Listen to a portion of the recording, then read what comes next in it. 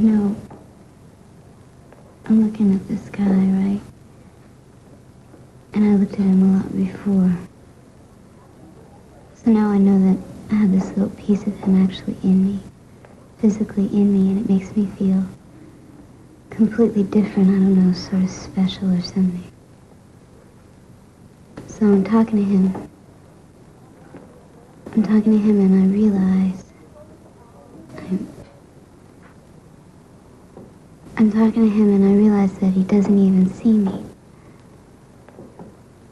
And I'm wondering what it was he was seeing when we did this. I go over it in my head. And now I know what it was he was seeing. It's really simple. He's seeing my legs. He's seeing my breasts, my ass, my mouth. He's seeing my cunt.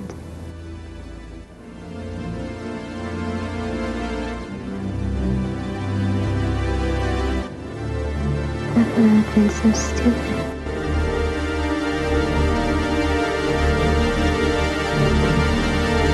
Au cours de ce siècle en Occident, la condition sociale de la femme a connu une amélioration sans précédent. Elle a obtenu le droit de vote et le droit à l'avortement. De plus en plus d'entre elles accèdent, que ce soit en politique comme dans le domaine des affaires, à des postes à haute responsabilité. L'indépendance économique que la femme a acquise en travaillant l'a libérée de la tutelle de son mari. L'invention de la pilule lui a enfin permis d'être libre de décider de son corps. L'émancipation des femmes s'est faite à un rythme accéléré. Pour nous autres, privilégiés des pays démocratiques, la preuve est faite que nous sommes entrés dans une nouvelle ère qui reconnaît la légitimité du modèle égalitaire entre les sexes. Non! Non, je ne crois plus toutes vos salades hypocrites et bien pensantes sur la condition de la femme aujourd'hui en Occident. J'ai été longtemps aveuglée, trompée par ces mensonges pervers. Mais j'ai ouvert les yeux et j'ai vu. J'ai vu des femmes à qui on arrache la pudeur posées pour des voitures ou des yaourts en échange de quelques billets. J'ai vu des milliers de photos de mannequins, souvent des gamines âgées d'à peine 16 ans, s'empoisonner le corps de cocaïne juste pour garder leur taille mince. J'ai vu mes sœurs consommer et être consumées par des revues de mode, convoiter les mensurations des top modèles. J'ai vu mes sœurs entamer des régimes, passer leur temps devant le miroir à se barder de maquillage, dépenser tout leur argent dans des vêtements de sexy girl. J'ai vu mes sœurs chez le psychanalyste se trouver trop grosses ou devenir anorexiques. J'ai vu ma mère se sentir obligée d'appliquer des crèmes anti-âge ou anticellulite par honte d'être vieille. J'ai vu des femmes s'endetter à vie pour une nouvelle poitrine. J'ai compris qu'un énorme marché fonctionnait sur l'exploitation des complexes. J'ai compris qu'on était prêt à avilir et torturer les esprits pour des enjeux financiers. J'ai compris que mes sœurs acceptent de se plier aux règles des parrains de la cosmétique. La vache, il assure, il va falloir que je lui fasse du rentre-dedans. Est-ce qu'il va faire sa fac? Mais je l'ai déjà vu, ce mignon. Il bosse dans un magasin de fringues. Et est-ce qu'il a une fiancée? Oui. À la prison aussi. J'ai vu mes sœurs se concurrencer, se jalouser ou se mépriser. Je l'avais repéré, le mec. Il est génial. Toi, il va falloir que tu le colles au train, ça on va te le piquer. J'ai compris que la compétition pour la beauté était un facteur de division au sein des femmes.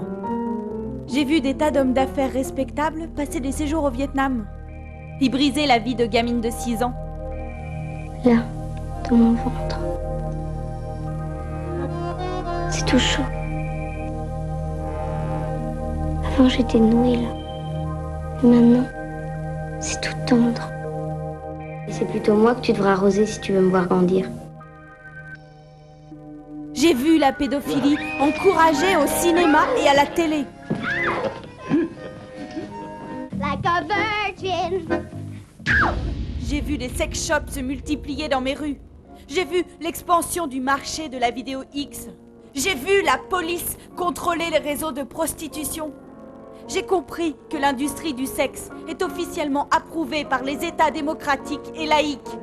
J'ai vu mes frères souffrir de harcèlement pornographique. être prisonnier de fantasmes sexuels et ne pouvoir s'en débarrasser. J'ai vu la sexualité des femmes être dictée par les désirs des hommes. Cochonne. J'ai vu des femmes se taire lorsque survient le viol conjugal. Pétasse. J'ai entendu mes frères parler à leurs sœurs comme à des chiennes, n'attendre d'elles que des rapports sexuels. J'ai vu des femmes violées.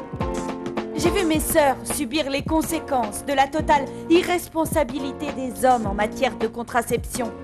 J'ai vu des familles éclater, de plus en plus de femmes devant élever seules leurs enfants.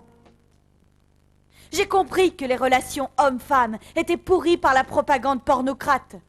J'ai vu des femmes se bousiller la santé 8 heures par jour pour un salaire encore plus misérable que celui de leur mari. J'ai vu ces mêmes femmes, en plus de leur journée, s'atteler aux tâches ménagères et familiales. J'ai compris que ces femmes subissaient une double exploitation, celle de leur patron et celle de leur mari. J'ai vu des femmes, soi-disant soumises et soi-disant arriérées, se battre pour leurs intérêts.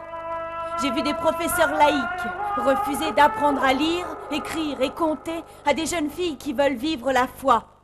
J'ai vu des femmes politiques tout aussi corrompues, avides de pots de vin que leurs homologues masculins. J'ai vu des bouffonnes participer à la grande farce électorale. J'ai compris que la parité ou la participation des femmes au gouvernement n'est pas un gage d'émancipation des femmes. Tout au contraire. Depuis 150 ans, toutes les luttes des femmes ont été récupérées par l'État. L'insécurité économique des couples ne laisse pas d'autre choix que de prendre la pilule ou d'avoir recours à l'avortement. Depuis 150 ans, la mafia financière et bureaucratique qui nous gouverne et monopolise les médias nous intoxique avec leur soi-disant libération de la femme. Depuis 150 ans, le sort des femmes a suivi le même chemin que celui de l'humanité entière, celui de la faillite matérielle et spirituelle. Si la situation est telle, c'est à nous d'en assumer les conséquences. Il ne tient qu'à nous de s'organiser pour changer cela. Il est urgent de retisser des liens solides entre nous, femmes et hommes. Que nous travaillions dans un seul et même but, unis par et pour l'intérêt de tous. Il en va de l'avenir de l'humanité.